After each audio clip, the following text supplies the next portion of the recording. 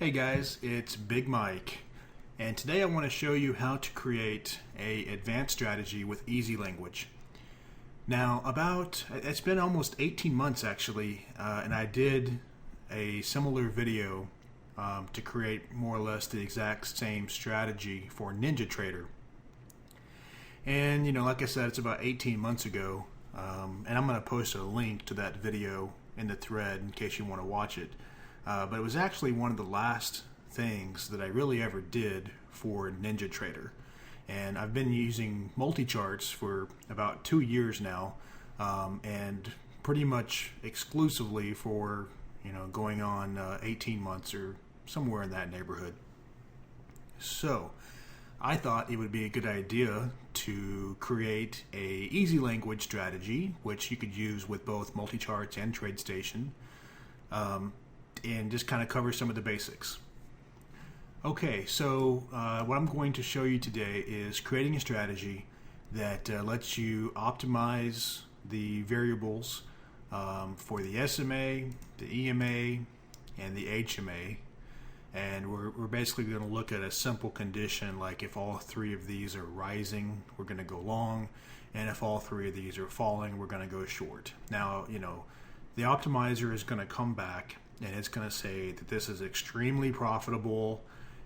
Don't get excited, because I absolutely guarantee you that it is not profitable. And this is a good example of why you have to be careful with backtesting, because it's going to be curve fitted to historical data that doesn't have a lot of relevance as to what's going to happen in the future.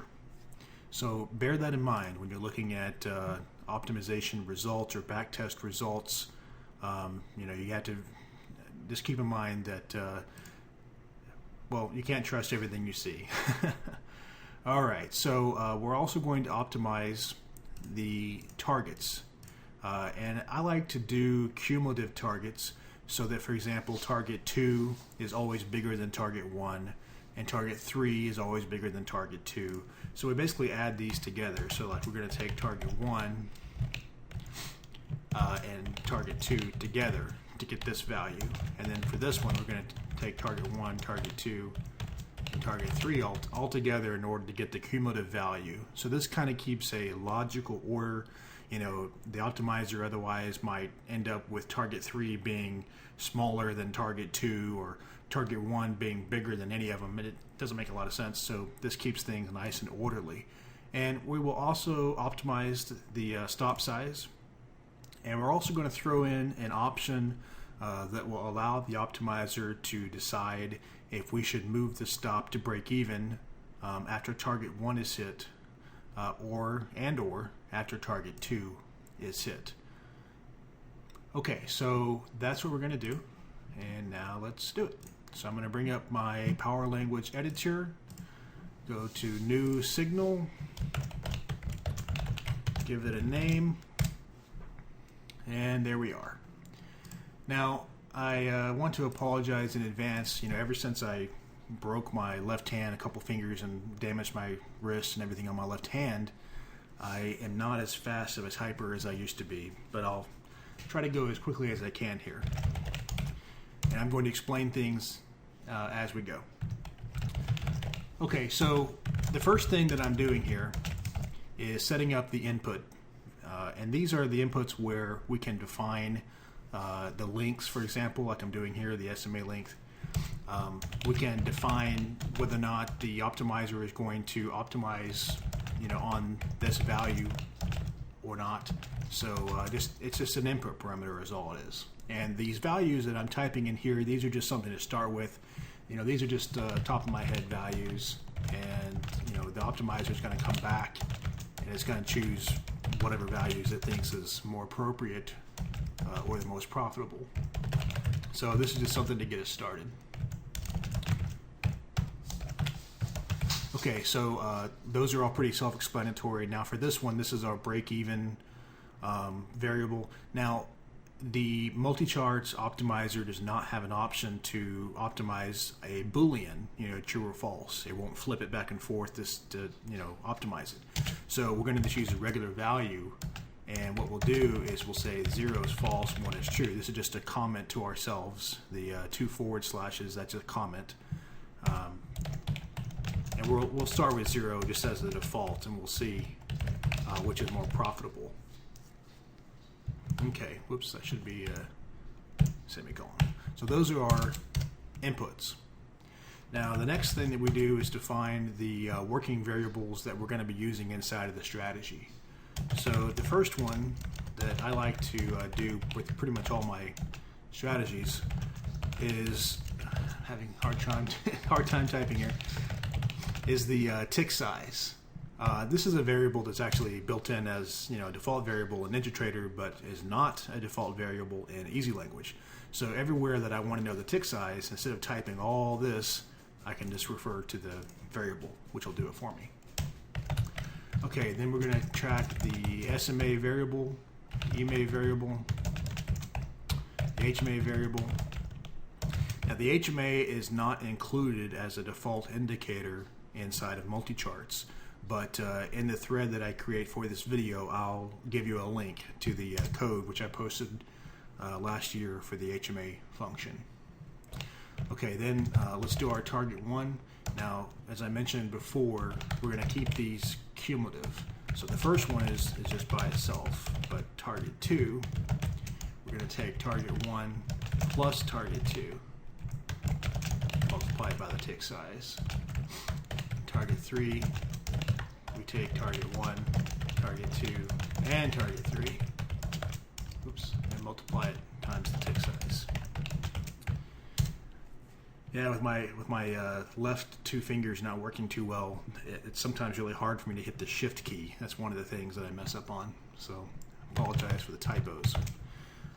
Okay, and then these are 3 different variables to store our stop, the price for the stop.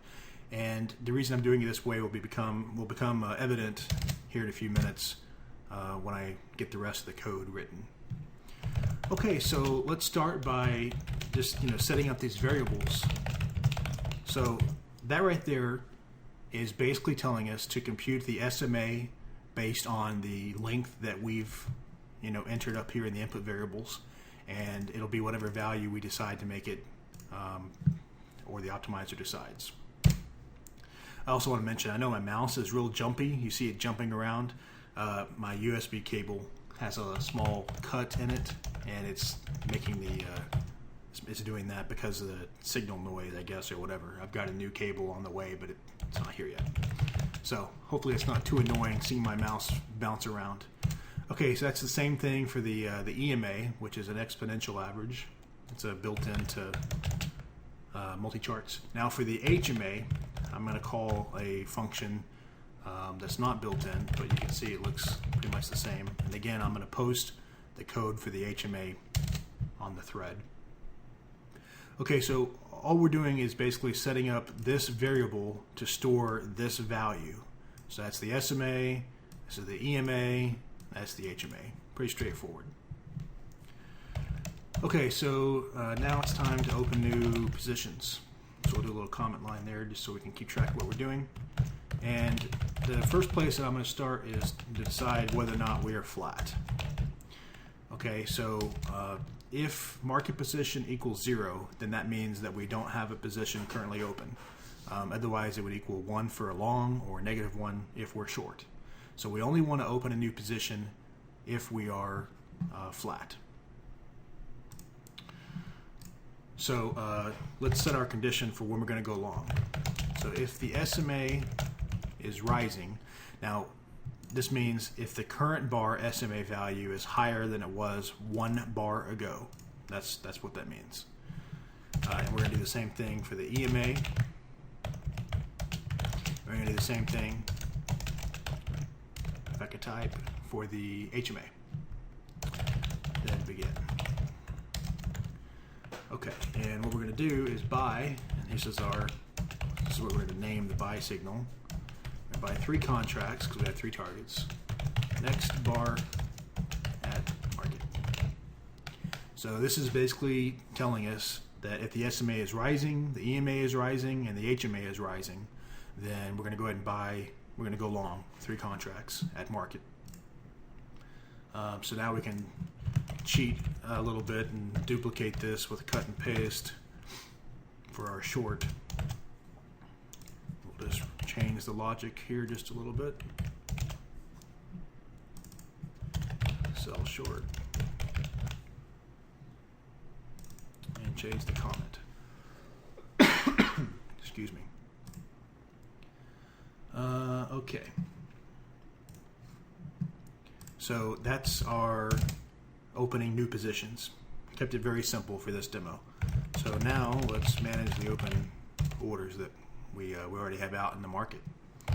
So if the market position is 1, which means long, then we're going to do this. And the first thing we're going to do is set these little variables up for our stop, just so I don't have to type all this long stuff over and over and over again in these lines that I'm about to code. So the stop number 1, so let's say for target 1, for example, is going to be whatever the entry price was. That's whatever price that we've entered the market at, minus the stop size, which is an input variable up here on line 8. Okay. That's specified in ticks, and then in order to convert it to a actual tick size increment, then we multiply it times tick size, which is this little handy variable that I talked about up here. So that's the stop for target 1. Now target 2 and 3 are slightly more complex, and let me try to explain. So this is a if statement. It's a kind of a nested if statement where we can say that if one thing is true, then the variable st2 is going to equal this, but if it's not true, it's going to equal that. Okay, so without having to do 2 if statements at once to accomplish this, and 3 or 4 or 5 or 6 lines of code, we can do it all in one line of code. So if break-even 2 is set to 1, and if you'll recall up here, line 9, 1 means true. It means we want to break even. So we want the target to be moved, or I'm sorry, we want our stop to be moved to break even if this condition is set to 1, if it's true. So if it's true, then our stop, if I can type here, is going to be our entry price. Okay, so that's break even. If it's not true, then the stop is going to be the entry price minus the stop size. Okay, so I hope that's making some sense there. Cut and paste and do the same thing for stop 3, but we change it to break even 3, because we can optimize and handle these individually. Okay. So then the next thing we do is we need to set up all of our targets and stops as far as the orders, set up putting them into the market. So we need to first figure out how many orders we have into the market right now. So if you go back up here, we know that we're long, but we don't know, are we long 1 contract, are we long 2, are we long 3? We need to figure out, has part of our target already been hit? This is what we're trying to figure out. So if the current contracts in the market is just 1, then we're going to do this. Okay, so we're going to sell. This is what we're going to name it. And here's the logic behind this. If we only have 1 contract in the market, that means that target 1 and 2 have already been hit, because target 3 is the one furthest away from our entry price. So if we're down to just 1 contract, that means the other 2 have already been hit. We've already realized the target. So that's why I'm naming this long 3, because it's the 3rd contract or the 3rd target in this order. Now, EasyLanguage requires these names of orders to be unique. So I'm adding just a little dash C1, which means that this order is coming from this block of code, current contracts 1. So C1, that's current contracts 1. Just to keep the naming unique. It'll make more sense as you see me do this over and over. Okay, so we're going to sell, this is the profit target. Okay, and we know this because I just put the word target. That'll help us visually identify this order when we look at it on a chart. So we're selling 1 contract, X bar, at the entry price plus the target. Okay, so T3, if we go back up to here, T3 was our ultimate target. So however many ticks that is, and however many ticks that is, and however many ticks that is, we add them all up. Right now it would be 24 plus 20, right? So if we get 44 ticks, then that is our ultimate target. So we're going to send this order to the market, and it's going to set there as a limit order as our target. Okay, so every bar, it's just sitting there waiting to be hit. Okay, hopefully that makes some sense. Now we need to do a similar thing for the stop. That was for the target. Now we're going to do the stop. One contracts, next bar at, and this is where that handy piece of code that I wrote up here comes into play. So instead of typing, all this or doing multiple if statements and stuff down here, the ST3 simply represents whatever the stop price should be. And, it's going to be the entry price minus the stop if we're not breaking even. And it's going to be just the entry price if we are set to break even. Okay? And then the word here, stop, that means this is a stop. Okay? This is the regular limit order. This is the stop market order. That's like a regular stop. Okay. And then that's the end of that code. So we can kind of condense that. And we can take this and build on it for our next section. Just a little cut and paste there. Now we're going to change it to current contracts equals 2. So we're going to build on this. And basically we go up here and we change this to target 2, target 2, target 2.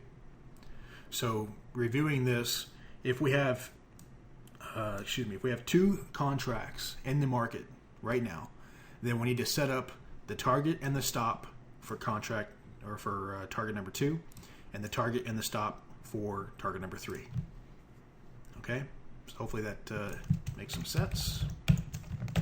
Now we cut and paste again, and this time we're going to do it if we have 3 contracts in the market.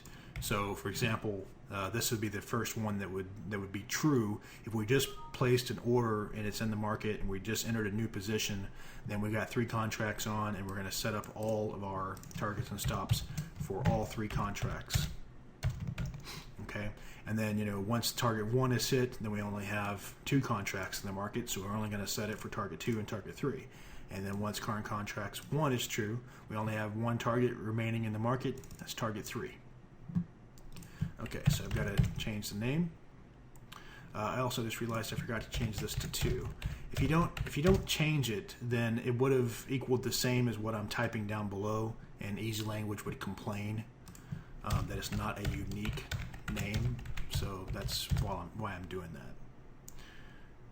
All right, so that's target 1, stop 1. Okay. Now we basically can duplicate this entire block of code and change up a bunch of logic, and we're going to turn it into what we do if we're short. Okay, so the -1 means that we're currently short.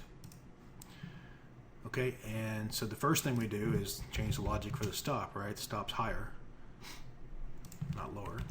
So we do that. And then instead of selling, we're buying to cover. And let me just go ahead and update all of these at once. Cutting and pasting.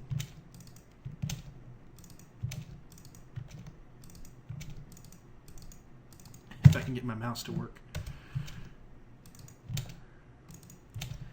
Okay. Now the next thing is the entry price is going to be lower. Our target's going to be lower than the entry price. So we got to change the logic. For the short. And then the last one is actually going to remain true. excuse me, it's going to remain as it is because we've already set the stop price here. We don't have to change any logic because we already did it up there. Okay, and if I did everything correctly, then I'm going to press F3 to compile, and it's going to hopefully compile correctly, which it is not doing. I need to turn on the output bar so I can see. Okay, I got a typo, and you can see right here that that should not that should not be like that.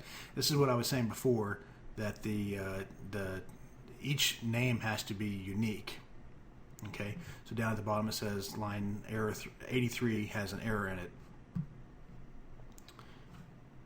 and it's pretty obvious that I left all these with L for long instead of changing it to S for short. So a little mistake there when I did my cut and paste, and we'll get an extra space right there. Okay, now let's press F3 again, and this time it compiled successfully. So now let's add it to a chart. So let me make this a good size.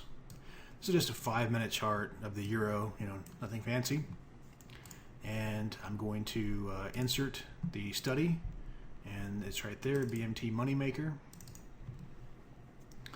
Okay, so let me just go ahead and click on properties first, and let's start with some basics. So commission, I always enter this. I mean, if you don't define commission and slippage, then it's, well, pretty much a waste of time in my opinion. So for every contract, I'm going to put $2 commission. So when I enter it, it's $2. When I exit the trade, it's $2. Now I also need to put in slippage because I'm using market orders for the entries. I should probably include 1 tick of slippage, because if I don't include 1 tick of slippage, then it's pretty unrealistic. So there's 1 tick of slippage. The rest of this I'm going to leave the same for now. Oh, you know what I forgot? You need to go to maximum number of bars study will reference.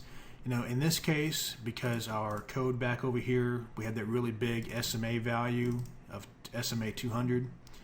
The default max bars back is 50. And if you try to run the strategy with, it looks at more than 50 bars, then it would give you an error. So I just went ahead and increased it to 200 just to make sure we don't get that error. Okay, and then let me just go ahead and open up the options so you can see. If I was manually running the strategy, you can see where I can define each of these. Okay, remember for the break-even 2 stuff, break-even 3, 1 is true, 0 is false. All right, so let's go ahead and just hit close, and it's going to add it to the chart. And lots of orders. Let me make the chart bigger so it's a little bit easier to see what's going on. Okay, here's a nice example. So on this bar, we've entered long, and make it even bigger here so we can really clearly see what's happened here. We've entered long. This is our first target. So exit L1-C3. This means that the C3 signifies that we had 3 contracts in the market. Here we had 2 contracts in the market. Here we had 1 contract in the market. Okay, the L1 signifies that we exited target 1. L2 is target 2. L3 is target 3. Okay, so hopefully that makes sense. And now let's run an optimization. So I'm going to right click and format signals, hit optimize, make sure it's on genetic. Now I'm going to set all of these moving averages so that they can go from 8 to 200, let's just say. And I'm going to increment it every 8. Okay, so this means 8, 16, 24, 32, okay? The minimum is 8, maximum is 200. This is what the optimizers are going to try to figure out as the best, right? And then for the target, let's just say that it can be from 8 to 24 ticks and 4 tick increments. Now keep in mind, this is cumulative. So if all of these end up being 8, for example, then target 1 is going to be 8 ticks, target 2 is going to be 16 ticks, and target 3 is going to be 24 ticks. Okay, and this is another good reason I do it this way, is because I can keep these parameters lower, less things to have to compute, so it's faster for the optimization. And then let's say the stop size is going to be anywhere from 12 to 24 ticks, 4 tick increments. And then do we want to break even on target 2 or 3? We'll set that to 1 so it can figure out should it be 0 or 1. Okay, so those are the only two combinations. Now you can see I'm testing, 31,250,000 combinations. So I'm going to go ahead and press OK. And I'll bring down my little CPU meter there. You can see it's running. So I'm going to pause the video for just a few minutes and let it rack up some results. I'm not going to wait the entire 15 minutes for it to finish. I'll just let it get up to about 10%, so maybe a minute and a half or so, and then I'll be back. Okay, so it's been about a minute and a half, and I also realized that I didn't show you guys how to set the length of time that the backtest is valid for. So I don't want to forget, and I'll do that real quick. So I'm going to just cancel this so we can see the results. But before actually it's going to make me show you this result screen before I close the optimization panel. So if we sort by net profit, you can see it came up with this being the most profitable at $5,000. Took 1,008 trades, and here's all of our statistics, so we can scroll and see all of our different parameters. You can see almost all of the values that came back with not changing the stop to break even. You can also export these out to Excel. You could view them in the 3D optimization program, and we can say, well, I'll just throw them all up here. It's gonna get a little crazy,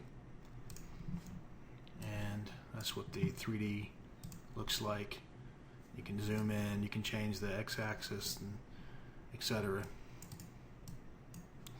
Okay, I wanted to show you where you set up the data series for the backtest, and it's just whenever you built the chart. So in this case, this is a 5-minute chart for 90 days of data. Okay, so that's what's determining what to run the backtest on. Okay, so there's another option that I wanted to show you, and that's the intra-bar option. So if you go to the Format Strategy Backtest tab, you can see Bar Magnifier. And Bar Magnifier basically allows us to take, like right now this is a 5-minute bar, right? But we don't know exactly what happened inside that 5-minute bar. So some of our backtest results could be wrong because we're operating on the assumption of what happened on the entire 5-minute bar instead of tick by tick inside that bar. Basically, I refer to it as the open, high, low, close ordering. We don't know what order things happen. Did the high happen before or after the low of that bar? We don't know. When we turn on Bar Magnifier, we do know. So we'll turn that on, and we will optimize it again. I'm not going to do this right now because it would take infinitely longer because it has to load 90 days of tick data instead of 90 days of minute data. But you can do that very easily. And if I hit close, it's actually going to do it right now. And well, even with the default values, I'll bring down my performance result report, and you can see that the optimization before said that we could only make $5,000. Now it's showing $153,000 by letting us operate tick by tick. Okay, and I guess I should probably show you real quick some of the analysis and reports that you can run within MultiCharts.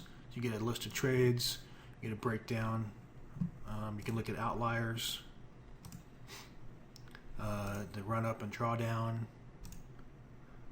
a whole bunch of statistics and options,